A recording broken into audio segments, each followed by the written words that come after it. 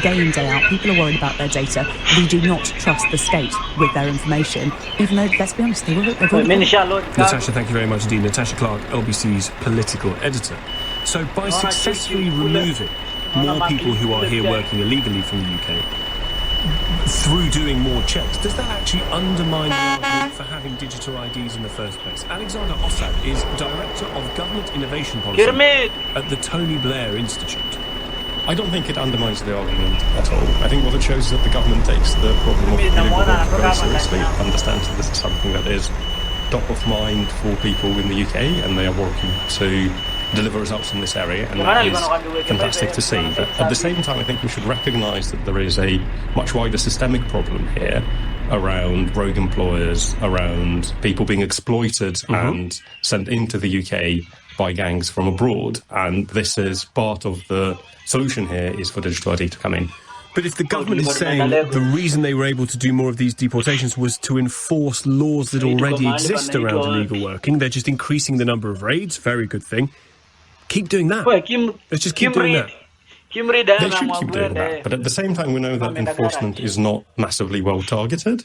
So there were 11,000 raids carried out. There were 8,000 arrests made as a result of those raids. That means that quite a lot of them do not bring up any results. What digital ID, among other things, allows it to do is it creates an audit trail of whether businesses are carrying out the checks that they are supposed to carry out. And it allows us to analyse this information to understand where the businesses might be more likely to do something wrong, and to do it in an informed manner so that we can target enforcement much more accurately. Who does those checks? The checks on the businesses who might be employing people illegally? Well, at the moment we have the Home Office come in and do the checks manually, but we also have data analysts within the Home Office that should be able to use this data to direct those enforcement officers much more effectively. Because as much as you're right, 11,000 visits, 8,000 illegal migrants, so yes, there's more visits than there are people being removed. Presumably the same would be true of checking the businesses who don't have anyone on their books, but who might be employing people illegally. The only way to find out is to check. You'd get the same kind of result. I think the enforcement with the kind of data infrastructure that digital ID supports is going to be more targeted, if we're going to have fewer visits that does not result in anything. I think there's also much broader role for digital ID in undermining the business model of the organised criminal groups that are exploiting migrants. Just finally on this, I have my company. My company currently employs no people. So I would show up on a system in the Home Office as not employing anyone. How is the Home Office going to know that I am not employing people illegally? The key element here is that you can compare expected number of checks. If you are not employing anyone at the moment, then that is obviously something that a lot of companies do that are registered with Companies House. Analytics allow you to look at the expected trail for a business of a particular type, of a particular turnover, of a particular number of workers that they might already have, but that doesn't correspond to the rest of the data, and therefore make enforcement much more targeted. So this is going to be a kind of guesstimate of how many people you want to be employing for businesses of your size, shape, industry. We can use the system in a way that allows us to be more accurate in targeting enforcement in a way that we don't necessarily do at the moment. Because at the moment where enforcement comes in, some of it is intelligence-led, but this is where data does come in to be combined with other types of intelligence. And some of it is, quite frankly, actual guesswork, where there are types of businesses that we tend to go after, and that's where it ends up happening. Can I ask you about the comments of Darren Jones, the Chief Secretary to the Prime Minister, reported out of Cabinet as saying part of the reason for introducing digital IDs is to build a new state, to remove the legacy state. What is the new state that you see built around or using digital IDs? He's absolutely right. It's a new state that is always available to the citizen, that doesn't require the citizen to come cap in hand begging for things, that can actually be proactive in offering services to citizens, because we know that at this point in time they're eligible for them and they need them. It is personalised, it is preventative, it is more cost effective, and digital ID is absolutely central to that vision. One area, for example, being, and I know this is a perennial problem, is the take-up of things like pension credit, for example. We've discovered over the course of the last year or so that is very, very low. Would this new state sort of, do push notifications to people who are eligible for pension credit to say you can get this, or that kind of thing? Yeah, this is a great example, whether it's pension credit, whether it's child benefit. I recently had to fill out the child benefit form. It took 45 minutes to find information government already has about me. It can inform me, because it knows, for example, that I have had just a child. It can inform me that I'm eligible for a benefit, can ask me whether I want to have it or not. So there remains an element of choice, there remains an element of consent. It's a much more effective system. It's one that we see other countries around the world adopt, and there's absolutely no reason why we shouldn't in this country. Would this new state involve access to things like bank accounts in order to keep people's payments to whatever regular or payments It can be a much more private, much more consent-based system. Again, this is something that we have seen around the world, where people can already they do share bank account number, they have receive payments. There's absolutely no suggestion that the state will have any kind of access to information about your banking status that currently does not. But with digital ID, you can actually exercise much more granular control about what information you share, when, and why. Alexander Ossad is Director of Government Innovation Policy at the Tony Blair Institute, which is an institute that has been pushing digital ID cards, and Pakistan has accepted the arguments on the basis that it would help stop illegal working. The detection of that has increased massively because of the rates that would still have to happen even with the introduction of digital ID cards. I'm absolutely 100% ready to be persuaded that this is necessary, that this is going to make life better. Happy to have it. I don't really mind the government having my data. Better with them than on the dark web, it's probably on there too. But I just don't see the use case. I don't see it yet. The ability to go and stop people working illegally already exists. The government is showing that now from the increase in rates. The ability to have seamlessly accessible a 24-hour state that can help you with your passport renewal, or can renew your driving license, or you can access HMRC, could happen because they have the data to prove it's you without the need for a digital ID. That's just a good app. That's a good government app. That's great gov technology. That would be good. Where does a digital ID need to come in? 03456060973 516 headlines. Radio calls.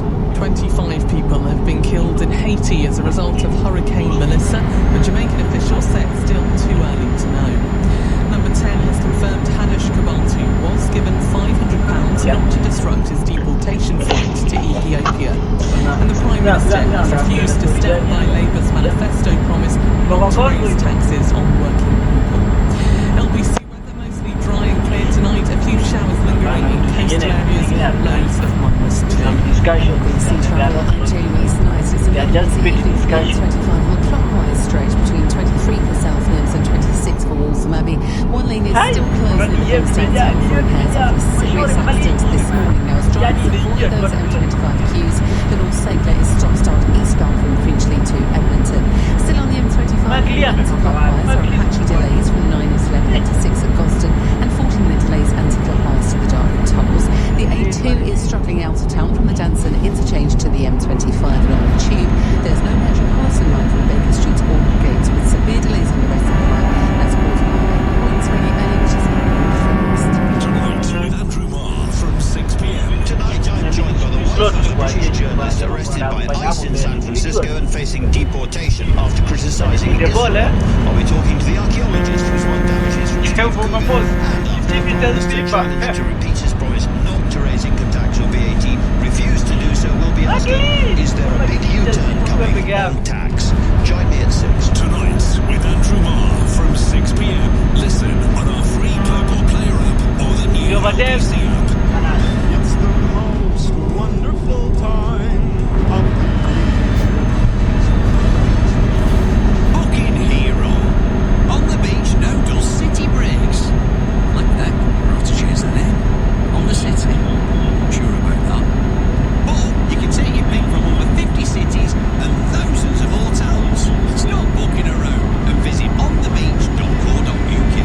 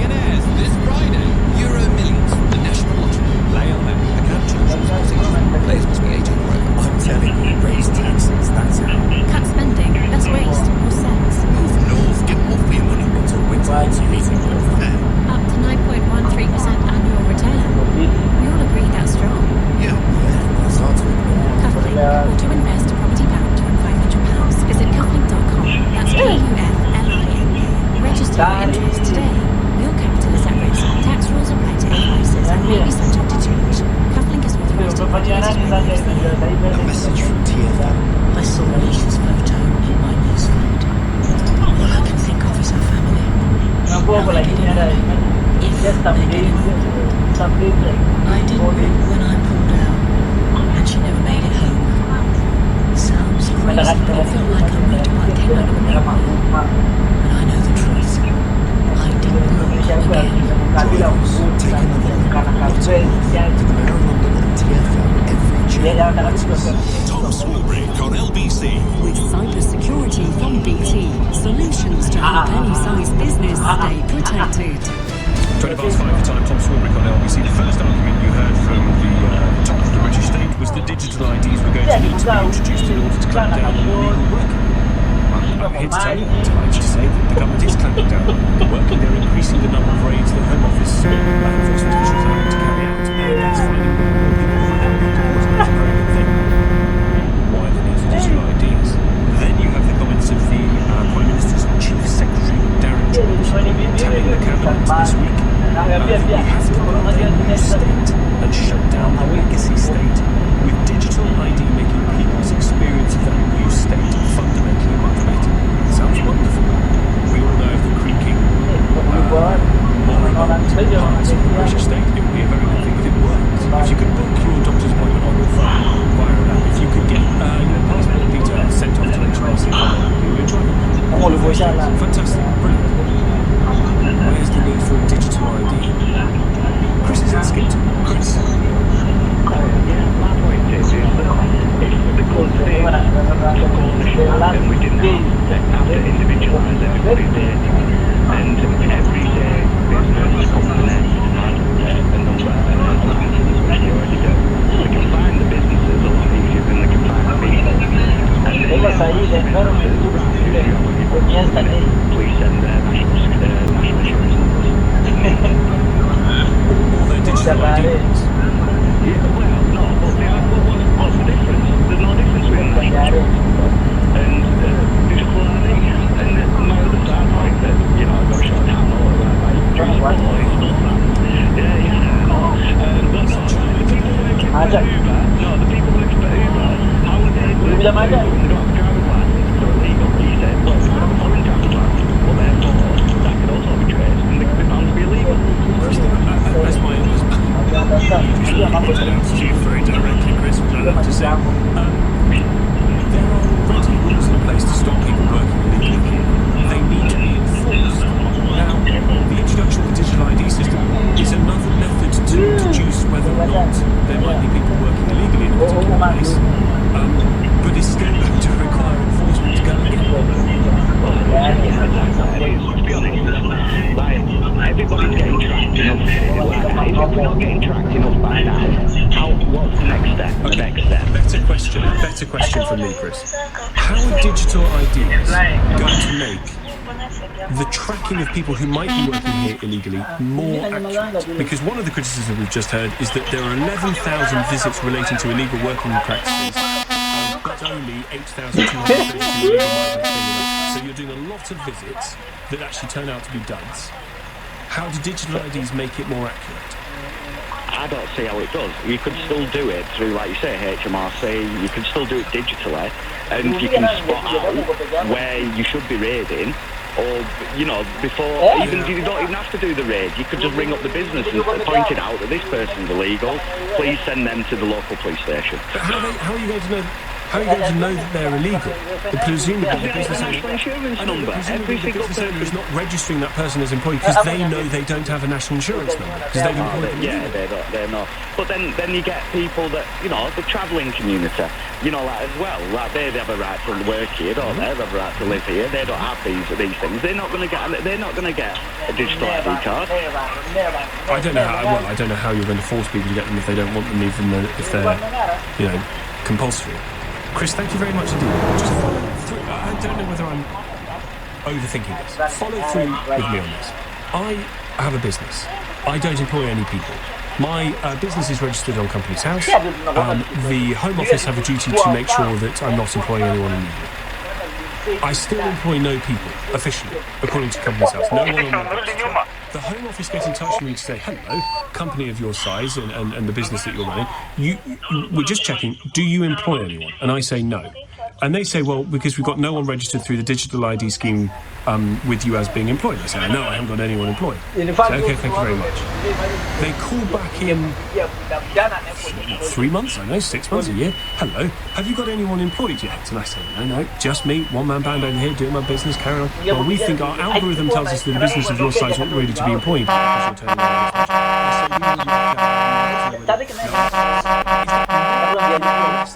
than knocking on the door of a takeaway store or a nail bar and talking to the people who are there. I don't know.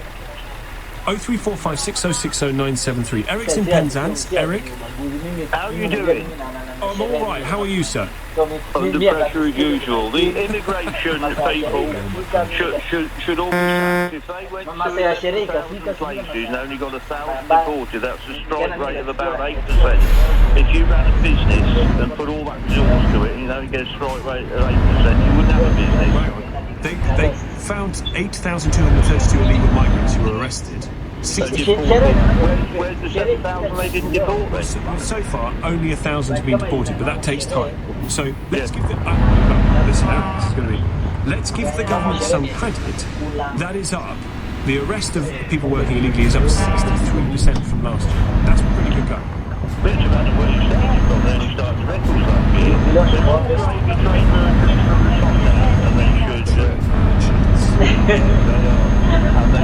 re-look at the situation. They should get the thing moving properly. So digital ID is a method of controlling this better. Well, you know, I think Birmingham Council put £100 million into a future system. There's one future system where everything could be accessed now, throwing X $100 million at work. I can't see it working. I see a lot of money going to consultants who are relating to MPs, like the PPE, all the gravy trade merchants, all the public sector benefits involved, other people please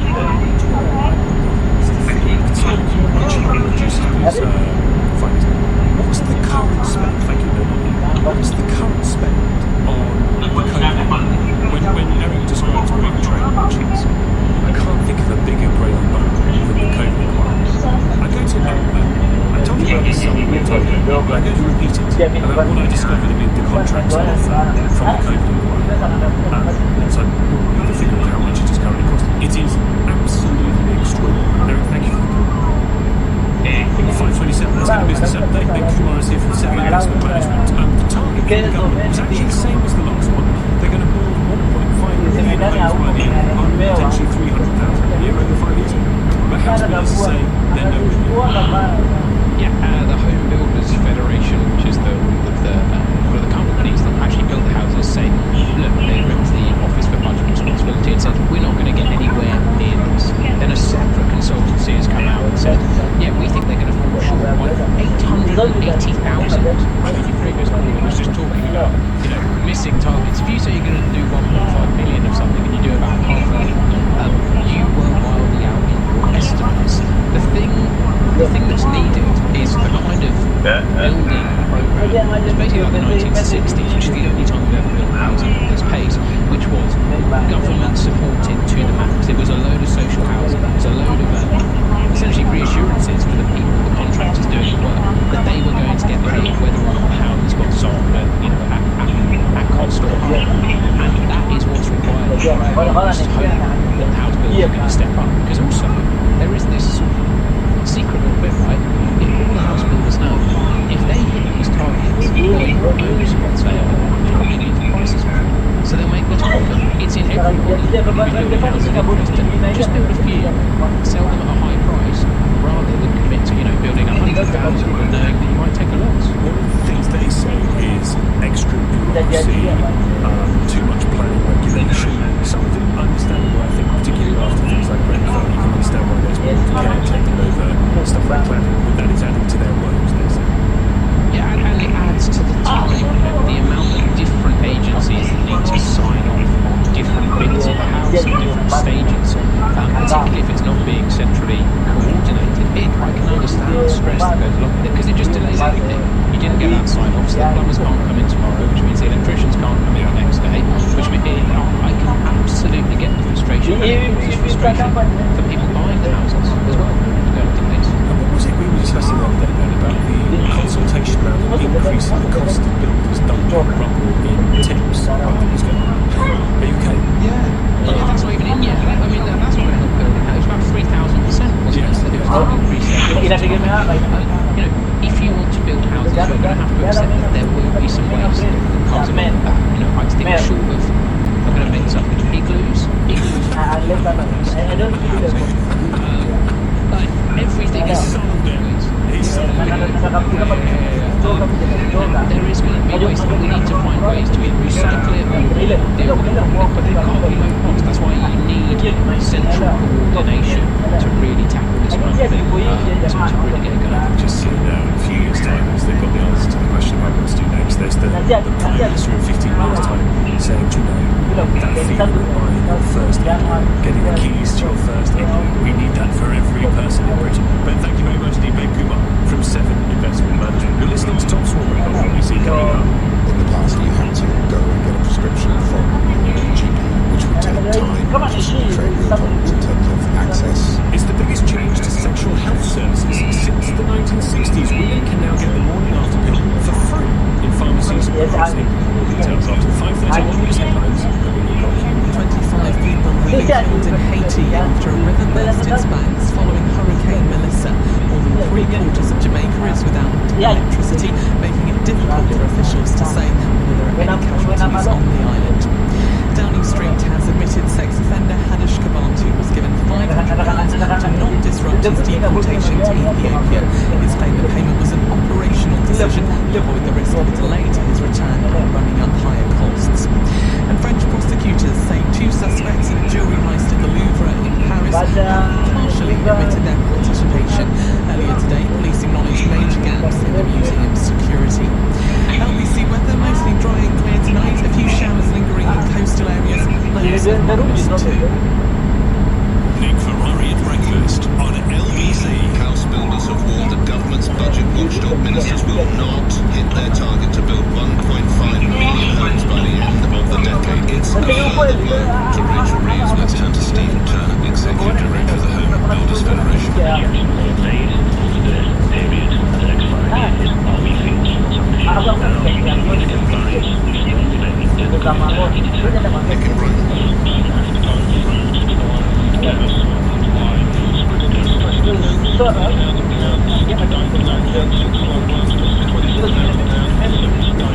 Ferrari at breakfast. With cybersecurity from BT. Security solutions built for businesses. Back tomorrow morning from 7, LBC. Switching to Vodafone full fibre broadband is now as easy as pie. Ooh, freshly baked. It's a walk in the park. Hello, little fella. It's like taking candy from a baby. Come on, as if I do that. With one-touch switch, it's easy. We sort everything out for you. We even contact your current provider. Plus, we'll help towards giving fees. Switch today to full fibre broadband with Vodafone. Up to £200 credit to cover the For more information on terms, vodafone.co/broadband. At TfL, we're making cheap journeys faster in the future, with several improvements underway in Circle, District, Hammersmith City and Metropolitan Lines. And there's also the Elizabeth line, already giving fast journeys across central London. That is how we're making the greener way to travel brighter for everyone. Search TfL improvement to the Mayor of London and TfL. Every journey matters. Elizabeth line is fast compared to other TfL lines. Greener than total estimated petrol and diesel car emissions. Get that Euro Millions feeling this Friday. 10 UK winners are guaranteed to be millionaires. That's 10 more reasons to dance. 10 more robots, 10 more Lumbos, 10 more salsa. 10 UK winners are guaranteed to be millionaires this Friday. Euro Millions, the national lottery. Play on that. Have children's position. Players must be 18 or older. I'm telling you, raise taxes, that's how. Cut spending, less waste, more sense. Get rid of people who want to win it's easy. Up to 9.13% annual return. We all agree that's strong. Yeah, that's hard to ignore. Cufflink, auto invest quality backed with £500. Visit cufflink.com. That's KUFLIN.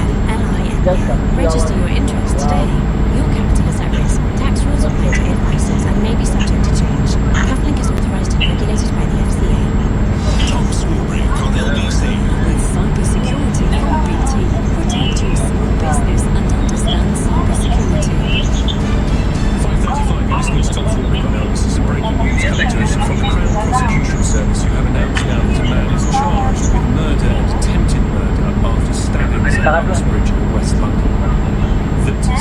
McDonald, aged 22, has been charged with 1 count of murder, 2 counts of attempted murder, and possession of an offensive weapon following a triple stabbing in Uxbridge on Monday.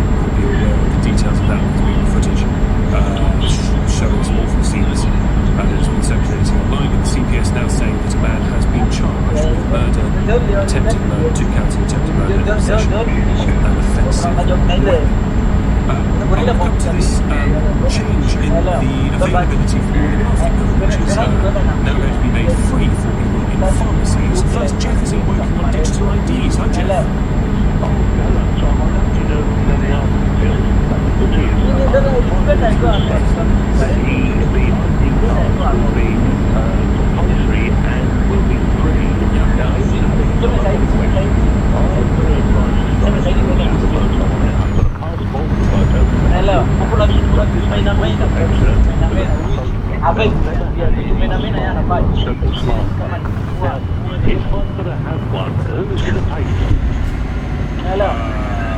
I think it's going to be free. So no, I'm sure if it's compulsory, I think the state will pay for you to have it, but you will have to have it.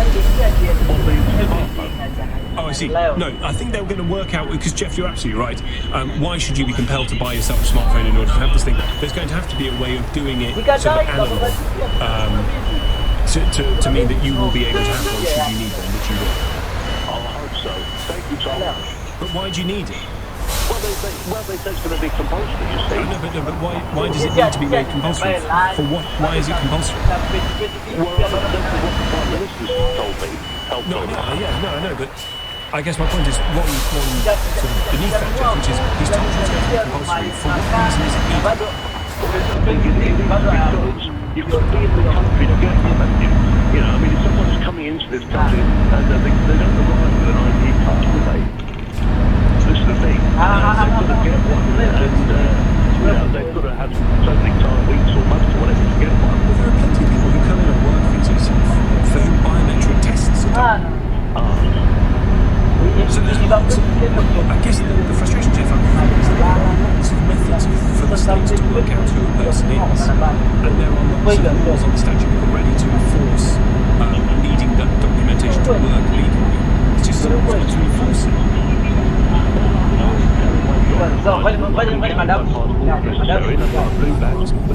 With a photograph. I'm sure it's fun, but you're not going to work out. No, I don't work at all. I'm retired. I'm an old chap. Jeff, thank you very much indeed. 5:38 at the time. Next. Women up and down the country will be able to access the morning after pill for free on the NHS. The NHS has made the morning after pill available for free across pharmacies in England in an effort to reduce a, quote, postcode lottery of access to emergency contraception. Almost 10,000 pharmacies now able to offer the pill without charge, saving those in need of free emergency contraception from having to visit their GP or to get an appointment at a sexual health clinic. Dr. Lena Hanley is Chief Executive of the Independent Pharmacies Association. Thank you very much indeed for coming on. Do you suspect that demand is going to go through the roof at more pharmacies for this product now? Well, what we know is that in areas where there's deprivation and it's been more difficult for women to access this, it's going to be easier now to do so. And as pharmacists, we're obviously trained in terms of identifying if this is correct use of the medicine. So it's the right place for people to be able to access it properly. How would you determine that it is the right use of that medication? We're supplying emergency programs this fall. Some questions that we ask the person, and we take them through it, ensure that it's for the right reasons and that they're not using it frequently and so on. So it's the right guidelines, but there will be more patients coming in for this now that it's been free service. However, we know that we are to buy when it's for reasons. I'm going to leave it there, Doctor. Unfortunately, the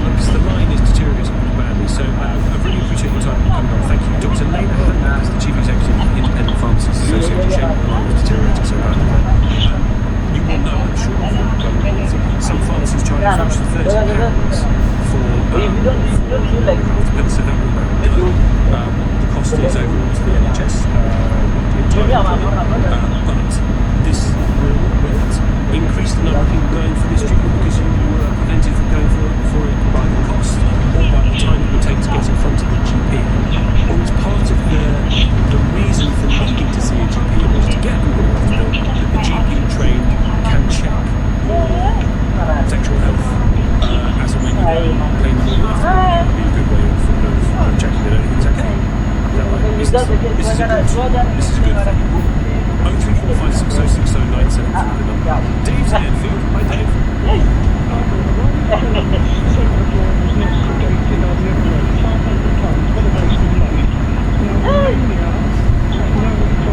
Taking our car products were both stolen, also known for hacking, and Who's screaming? Who's shouting? Just a second. Shout back. What's going on? The name is no charging. I want to know how many companies were approached for this contract.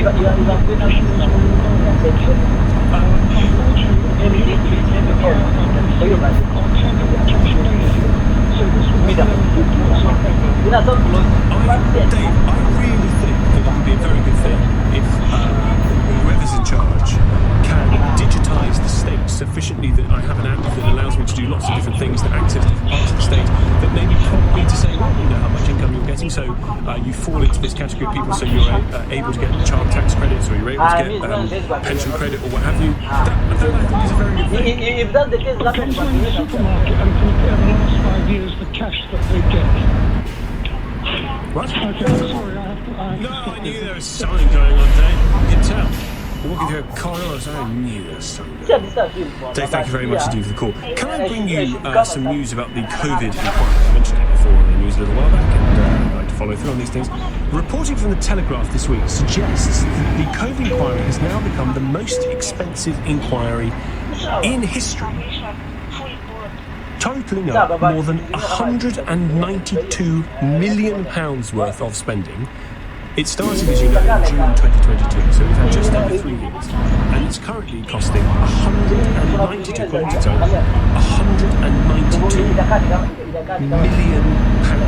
do an inquiry that is only going to tell us what we knew already, pretty much. I mean, it's got some lovely bits of detail, and then the evidence from Dominic Cummings is absolutely phenomenal, if you remember that.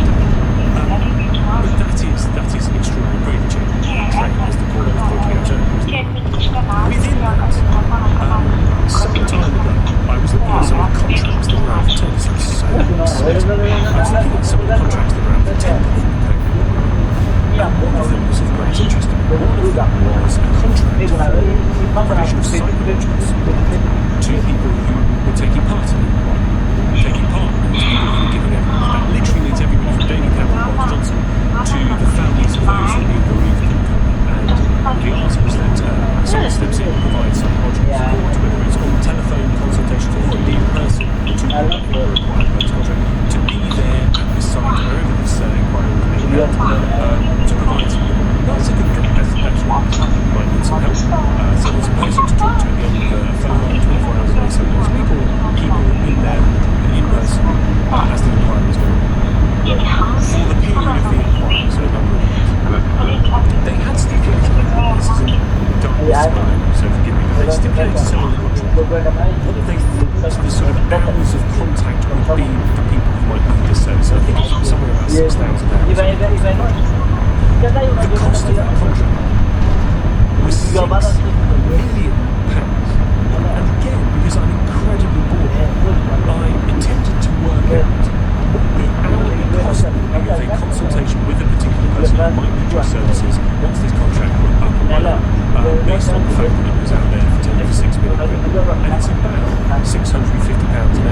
Now, there's nobody outside of LA or Harvard Street charging £650 an hour for a phone consultation to talk about your mental health.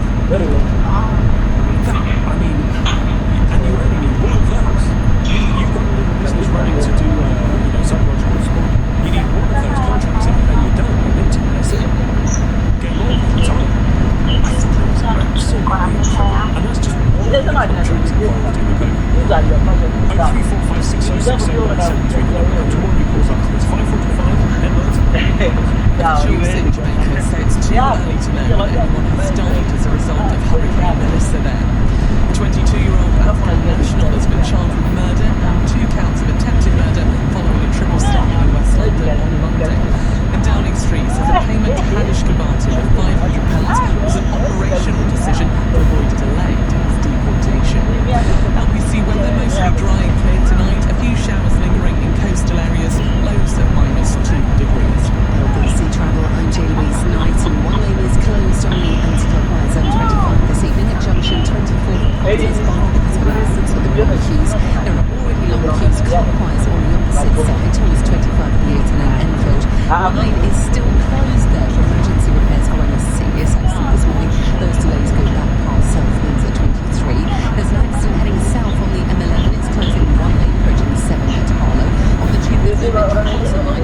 restricted to one gate with severe delays on the rest of the line. That's caused by a points failure on trains on London Overground. The Weaver line is suspended from Chingford to Hackney Downs. That's due to problems with the signals at Clapton.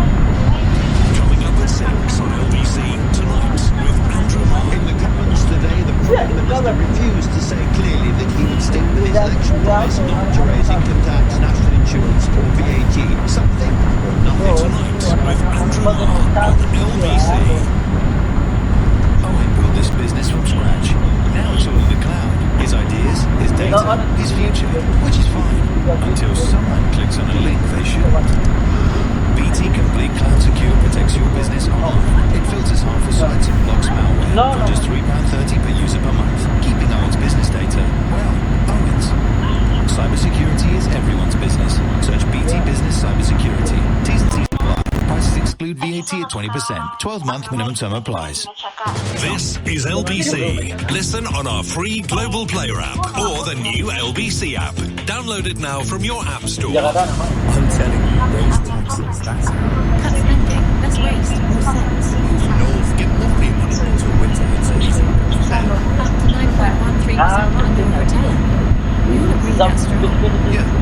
It's hard to ignore. Cufflink, auto invest property backed from £500. Visit cufflink.com. That's KUFLINK.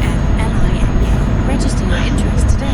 Your capital is at risk. Tax rules apply to invoices and may be subject to change. Cufflink is authorised and regulated by the FCA. One of the best things about traveling with Saga is your chauffeur. Pick you up and drive you to your departure. Whether you're cruising through Europe's iconic cities along the Danube, or enjoying a rainforest tour through Costa Rica. Even better, we'll pick you up and drive you home again afterwards. 2026 season pass. Search Saga Islands. Experience everything. Which represents available UK payment for terms applied over the visa. Get that Euro Millions feeling this Friday. 10 UK winners are guaranteed to be millionaires. That's 10 more reasons to dance, 10 more robots, 10 more Lumbos, 10 more salsas. 10 UK winners are guaranteed to be millionaires this Friday. Euro Millions from the National Lottery. Play on now. Account terms and conditions. Players must be 18 or over. There's some naughty phones out there in cyberspace, and it can be tough to tell a legit deal from a dodgy one. That's why you need Bitdefender, your very own digital heavyweight, working silently behind the scenes to keep you and your devices safe. Whatever threats the web throws at you, trusted by the experts, used by the pros. Bitdefender, a global leader in cybersecurity. Trusted, always. Verify now at bitdefender.com. Do you know your state pension age? Maybe you're not sure. You don't know how to check. It's so really easy to check online. All you need is your date of birth. Knowing your state pension age makes you think about your future. Search Atrous today. Search state pension age or gov.uk and simply enter your date of birth. State pension age. It's good to know. Thomas Walbrook on LBC. Cybersecurity from BT. Security solutions built for businesses. With you here after 10 minutes time, looking at the Prime Minister's careful choice of words over whether or not he's going to stick to the manifesto commitment of not increasing income tax VAT on national insurance. The Prime Minister didn't go there, which, as you will no doubt gather, leaves the door open to Rachel Reeves increasing income tax at the budget in a month's time. Here's Steve. Tom, if they put up income tax, I'd have to consider leaving the country. Not as a protest, but because our household cannot afford to pay a penny more in tax. I think this will Tom, I'm a high earner. I think this will just be another bash of the middle class via PAYE to grab even more money from the small minority at the top. It's at a point where this productivity tax is becoming a problem. I'm considering dropping my hours to get out from the rate and losing any benefits. We can't come from work again. Or without a warrant. 10 minutes. Dave's in London Coney. Hi, Dave.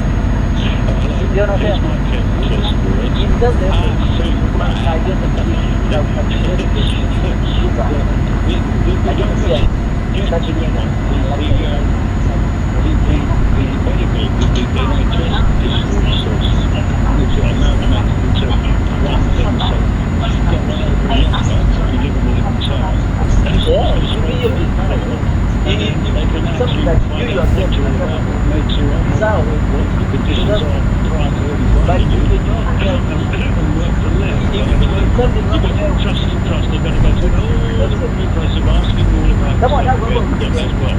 Look at that in place, and what's that in place, include that in your digital data. Listen, I totally agree with you, but that is an internal NHS digital thing.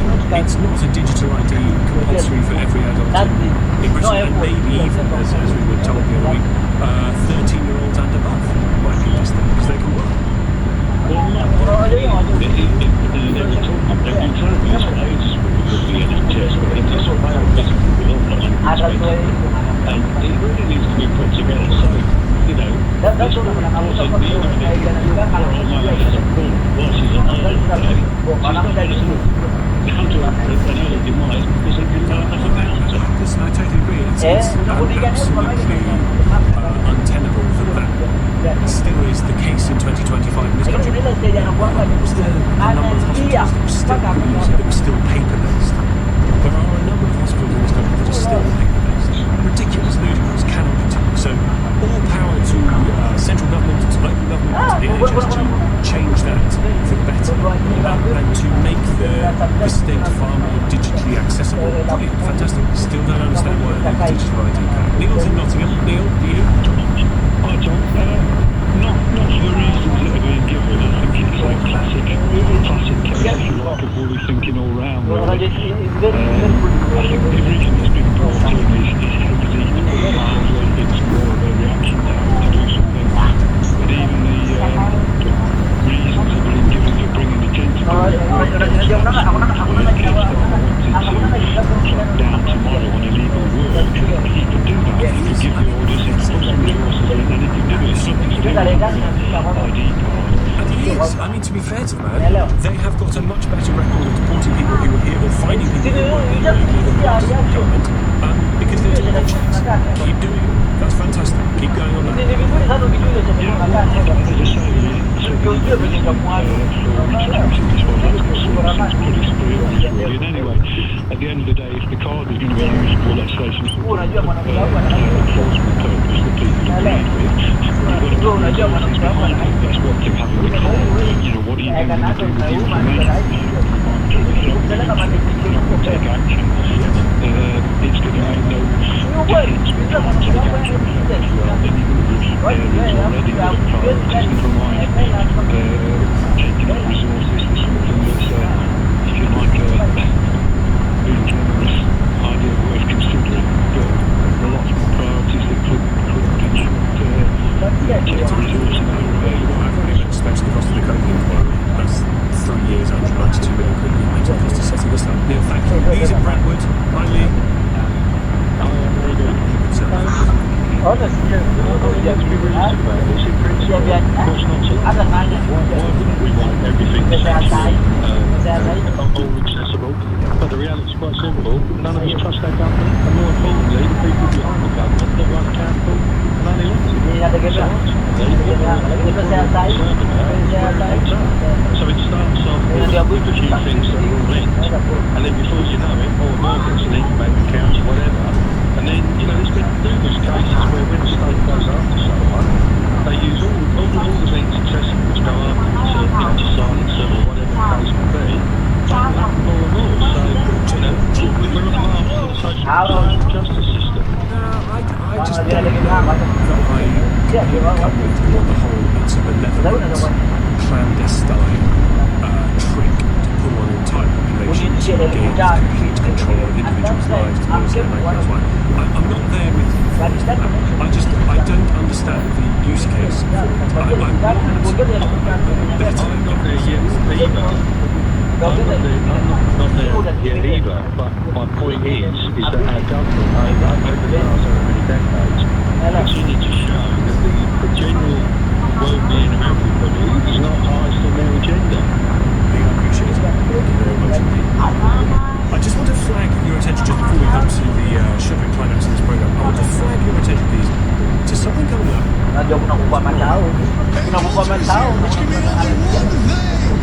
Someone must have said her name 3 times. I really am the original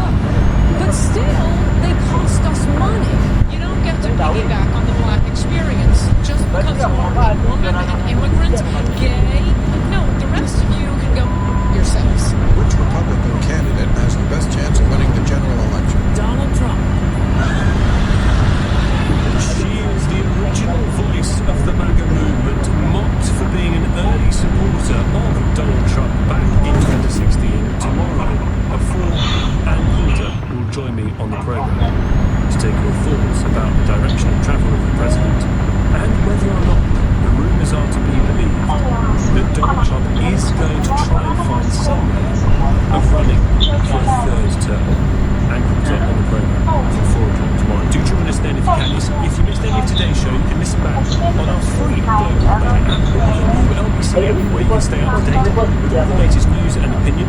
Put your news categories in the order you want. Pause and rewind live radio and listen to a range of podcasts. Download the all-new official LBC app for free from your app store or wherever you get them. Coming up at 7 tonight on LBC, it's Ian Dale. Next. Thanks, Tom. Is the government quietly planning to raise income tax for everyone, despite its election promise? We're looking at that story as well as the plea from the world's most generous benefactor, Bill Gates, to stop obsessing about climate change and think more about the scourges of poverty and disease. A senior United Nations leader joins me. We'll also be discussing the story of the deportation of Atrous with the immigration minister, hearing from the archaeologist who says he was cruelly treated in a film by Steve Coogan, and we'll speak to the wife of a British journalist who's been detained by ICE in the United States. Join me after the news.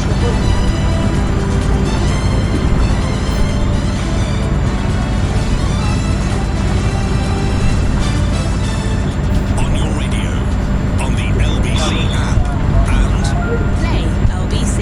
leading Britain's conversation. This is LBC. Global's newsroom at 6 o'clock. More than 3/4 of Jamaica is without power, and it's not known if there have been any casualties from Hurricane Melissa. 25 people have been killed in Haiti after a river burst its banks. Professor at the University of the West Indies, Professor Michael Taylor, has told LBC Western Jamaica has been badly affected. Communities badly, infrastructure down, roofs gone, communities flooded, there are no utilities, hard to communicate as well, landslides. The 22-year-old Afghan national is in charge of murder after a triple stabbing in West London. Safi Dawood is also facing 2 counts of attempted murder following the attack in Uxbridge. Number 10 has confirmed that £500 was paid to Hadish Kabatu so he wouldn't disrupt his deportation. The government says it was an operational decision to avoid further delays and costs racking up. And prosecutors in Paris say 2 men held over the heist at the Louvre have partially admitted their involvement. The jewels valued at €88 million still haven't been recovered. In the city, the FTSE 100 has closed up 59 points at 127.56. The pound buys $1.32 and €1.13. LBC weather mostly dry and clear tonight. A few showers lingering in coastal areas. Lows of -2 degrees. From Global's newsroom for LBC, I'm Amelia Cox.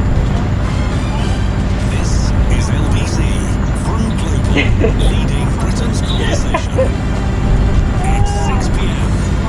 Now, tonight with Atrous. Good evening. I rather hate the modern Halloween and bonfire night. It's all become a sugary, commercialised festival of gluttony and intimidation by children. But this used to be the time of year, didn't it, when we told each other genuinely scary stories. The nights are black, here is something to make you shudder. And that final tradition is back tonight, ahead of the unusually late budget coming next month. You are going to be paying more tax. Life is going to be unbearably grim. Having somewhere reacquired her mojo of opposition leader, Kemi Badenoch asked the Prime Minister in the Commons whether he would stick to his election promises on income tax and VAT, and she used exactly the same phrases as she had in the summer when he was able to give her a one-word assurance. Well, he couldn't today, and that led to this wider exchange on tax and public spending generally. All he knows how to do is tax, tax, tax. If you work, they tax you. If you save, they tax you. If you buy a home, they tax you. None of these taxes were in the manifesto, which he had 4 years to prepare. Mr. Speaker, he is raising taxes because he is too weak to control spending. He's blaming us, he's blaming the OBR. Last week they were blaming Brexit. Isn't the truth that with this Prime Minister, it's always someone else's fault? Now that was cleverly done by Badenoch in that it was intended to set a hair about Labour breaking its election pledges, particularly on income tax and raising it. As it happens, I think this would be the sensible thing to do, but I've got no inside knowledge, and it seems that perhaps Britain's most recent economic performance is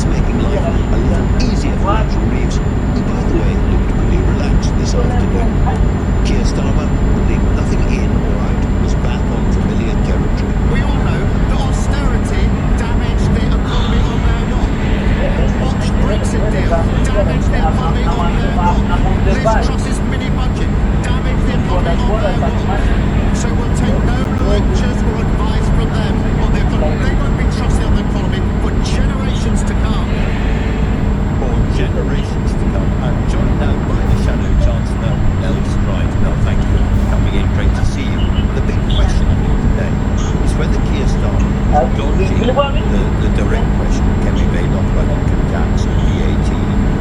Because he doesn't say anything just ahead of the budget. He never comment on pre-budget speculation or whether something is really going on. I think there's a third option, actually, Andrew. A little while ago, a few weeks ago, he was asked an identical question by Kenyan Dispatch Boss, and he gave an emphatic one-line answer, which was yes to the question, would you stand by your manifesto on these big taxes? He didn't tap it today. He ducked it. So the question is, why did he duck it? Well, he either is ducking because they're planning to do it, or perhaps the Treasury is trying to pitch wrong expectations when he gets up into a fury of expecting an increase in income tax that doesn't actually then happen, in the hope that they feel better about it.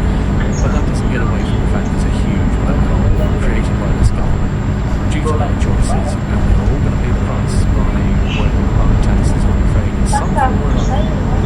Higher taxes are coming now. You know perfectly well what I'm going to read to you next, which is Mel Stride. Well, this is something we talked about before. When you ask which taxes you might be used to, like this one, you said, quotes, if I was in exactly her position and I had to deal with tax and I was down the end of the spectrum when the black hole was really big, as it is, I would probably go for income tax. And my question to you again is actually, would it not be in a sense more honest? I know they promise not, but they want it more straightforward, more honest. Everybody pays the same than going for extra tax. Okay, so that was part of a wider discussion in answer to the question on the fringes of conference about what the situation would be. And I was very clear that there is an alternative to raising taxes, and that is to control spending. And in fact, in conference, of course, I set out £47 billion worth of savings by this government, including the area of welfare, where you think people should be on benefits and getting into work. And that is the choice that the Chancellor has. It is between controlling spending or putting in taxes. But in the real world, Bill, you know very well that because of the behaviour of people behind her on the Labour pensions, she has got no chance whatever of going back to the welfare cuts that they tried before and getting them through this time. So it's not she's not got instant quick cuts of the scale to make. She's going to have to look at taxes because of the black hole. Yeah, but that's just highlighting another shortcoming of the government, isn't it? They have no control over that pension. It's not the reality. Well, it should be. There should be a government that stands up for what it was saying during the run-up to the general election, which it wasn't going to be heaping taxes on everybody, businesses and destroying growth or bombing last about spending and driving up inflation and interest rates coming down and slowing down the otherwise would. What we should be doing is controlling pensions and managing their parliamentary parties such that they all get the crime to get people on the benefits and into work, for example. They tried to do that, and the ones that were on top of it were really scared afterwards because they couldn't control their own pensions. Given where we are, he said stubbornly, you've got the choice of trying to find new kinds of taxes, a new bank tax, maybe something on mansion, some kind of mansion tax on more expensive housing, whatever it might be, gambling tax, etc., etc., etc. Better to do that or have a general tax rise? Well, I can't speculate on what the situation You're sounding like the Chancellor. No, not at all. I'm sounding very unlike the Chancellor, because unlike the Chancellor, I'm saying that we've seen the cost of government borrowing come down a little bit in the past few weeks, but it's been very volatile. And what the government really needs to do is make clear that it has a plan for taxes and put the tax system on an improving path. So I think there's a big question about whether you do want the big tax change that really emphasises how committed you are to reversing the manifesto of those big taxes maybe seen by the markets as something that particularly good commitment to take on public finances. I think the income tax change would be the leading option here. Very interesting, James. Rule of thumb, if the markets like it, the country will hate it. Vice versa. Hello, James. Thank you very, very much indeed for that. Listening to that was indeed Ayoun, our political correspondent, who has been hanging around the corridors, recesses of there. And Aggie, very interesting that the Prime Minister didn't just say rule out raising income tax, VAT, etc. in the House of Commons. But what was the message from number 10? Well, the message from number 10 was you have the Prime Minister's words, and they didn't want to get into it. They weren't No, they did not say, as they have said previously, the manifesto stands on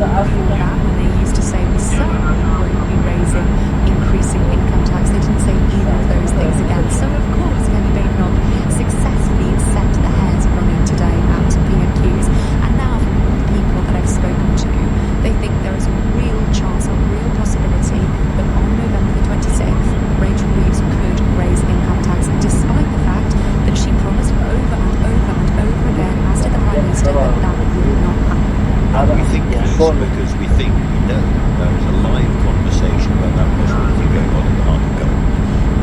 That's right. And when I've spoken to people in the Treasury, when I've spoken to other people in government, it sounds like they feel she should fix the problems in the economy if she's able to, and she shouldn't feel restrained by the manifesto because the country has been left in a hole, they say, and she should do whatever she can to fix it. So if she were to do, they feel, the less economically good thing because of the manifesto, and the public finances don't become well, that would be worse. However, that would be very, very, very, very bumpy, and when I've asked people if the response to that is very bad, if she does raise income tax, I asked if she would have to resign, they basically said, well, I don't know, it depends on the reaction. I mean, there is a world where she says, because of the terrible state of the economy that I have, terrible problems that I've had to deal with, I am going to have to break my promise and raise income tax. But I'm a very honourable politician, and I'm therefore, after the day, going to resign as Chancellor of the Exchequer. And everyone goes, wow, what a really, really extraordinarily brave and honourable politician. And then she's able to come back. I don't know, that's something's been suggested to me.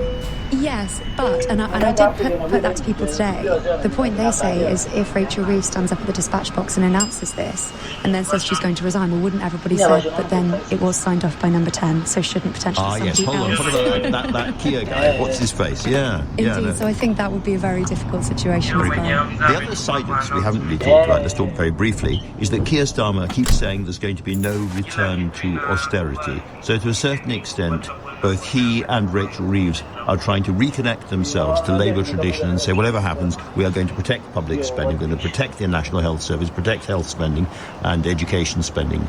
Are you hearing that?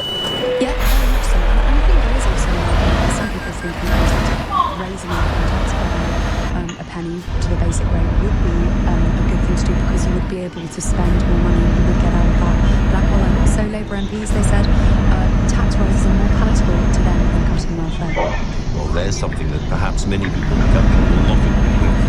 Aggie Shorby, thank you very, very much indeed for that. Coming up, the asylum seeker convicted of sexual assault after staying in an Epic hotel has been deported to Ethiopia, but not without a government payment of £500. Why? Time now, 6:19. Weekdays from 7 a.m. Why is there delay? Straight to the point. Government is unraveling everywhere you look. Nick Ferrari at breakfast on LBC. How can that make sense to anyone? Listen on our free global player app or the new LBC app. Download it now from your app store. LBC. You run a small business or store and sell second-hand furniture. The business is booming. So much so you've gone digital and opened up an online store. But now you're worried about cybersecurity. Viruses, malware, hacks, and leaks. How do you protect yourself? Just ask BT. This Waitrose Wine Rubber Week, find your perfect match with 4 for 3 on wine and fizz. Meet our smooth Argentinian Catina Alba that can handle the rich flavors of roast beef, or the elegant #1 Chardonnay, effortlessly charming with a cheese blend. Perhaps your type is more bubbly, like our Cavde Turbo from D'Alsace, and unforgettable flame for any character. Find your perfect wine pair at Waitrose, the home of boot lovers. Select this naughty line, subject to availability, excludes lot and bottles. Bottles price £6 combined with £100 or over. At Pets in a Pickle, we're here when it matters most. For fuss-free pet insurance policies as unique as they are, visit petsinappickle.co.uk. You asked, BT answered. Knowing where to start with security can be daunting, but it's simpler than you think. From firewalls and data encryption to everyday essentials like strong passwords, we'll ensure your network stays secure. Cybersecurity is everyone's business. Search BT Business Cybersecurity to find out more. Tonight with Atrous, watch live on both Global Player and the new LBC app. Hanish Kebatu, the Epping sex offender who was mistakenly released and then recaptured at the weekend, has now been put on a plane and deported to Ethiopia, but not before we paid him a £500 bung, not to kick up a fuss. I was joined by Mike Tapp, the Immigration Minister, and asked him, why did we have to give this money to a convicted criminal? Well, first, I'm extremely pleased that this vile sexual offender is off our...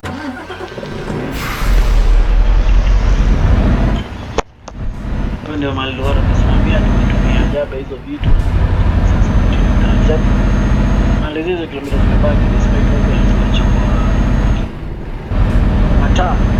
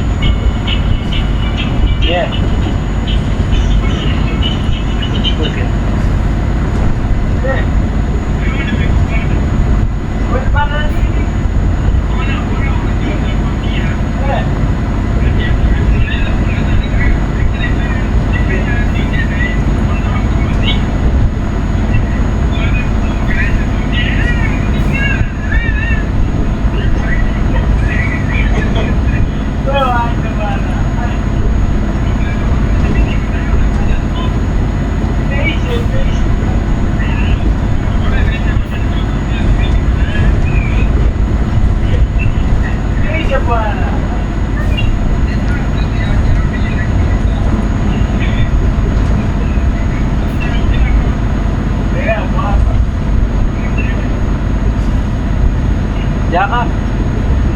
Yang buat. Ini.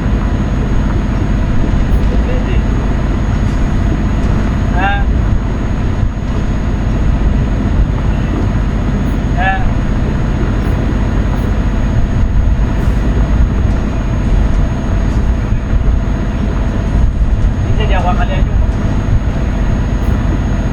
Dia jauh nak kami.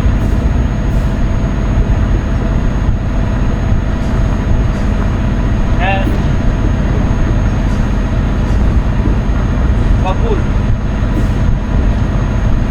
Lagi sudah kami.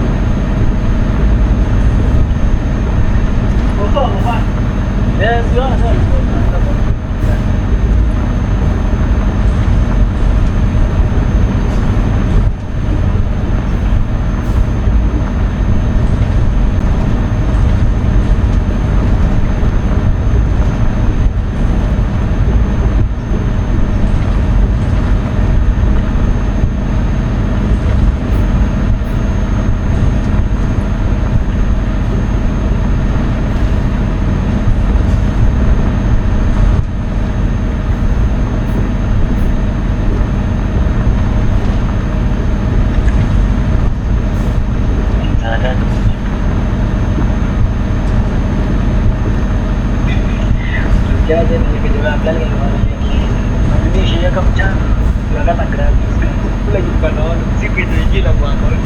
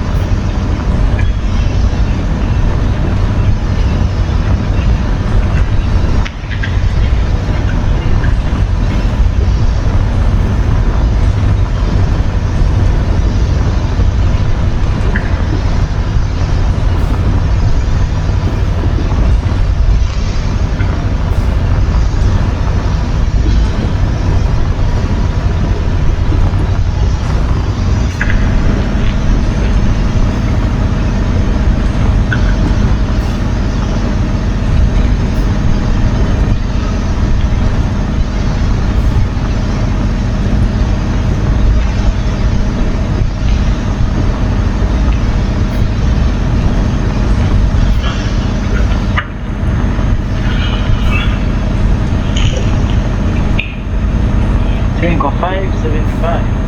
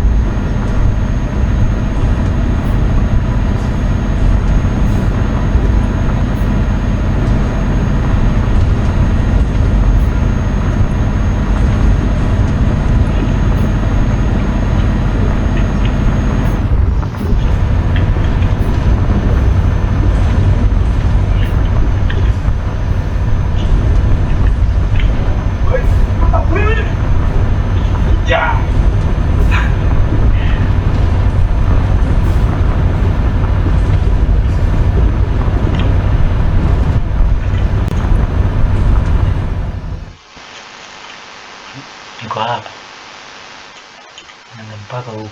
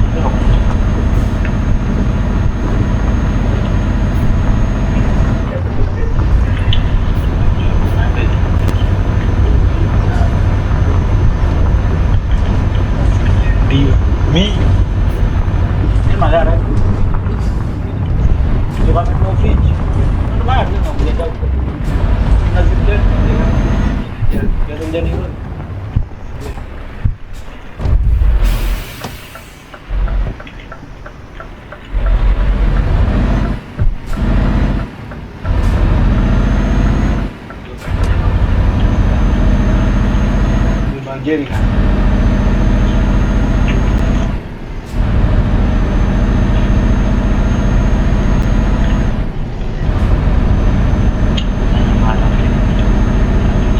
Mana wujud aja ya, kita coba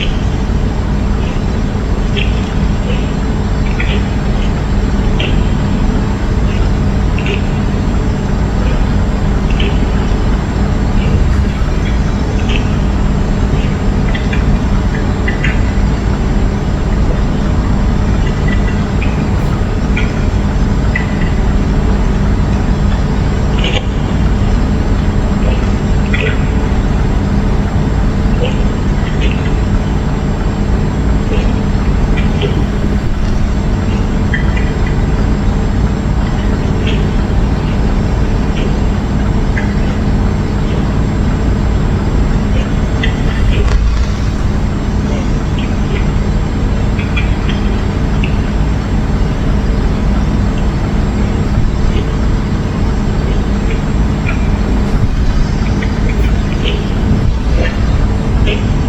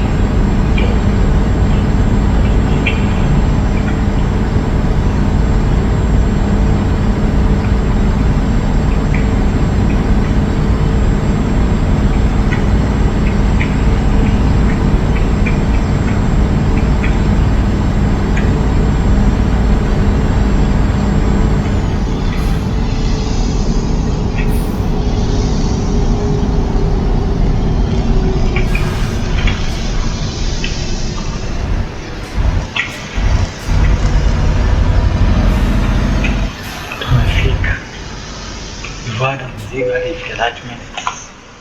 Nafika in less the expected time.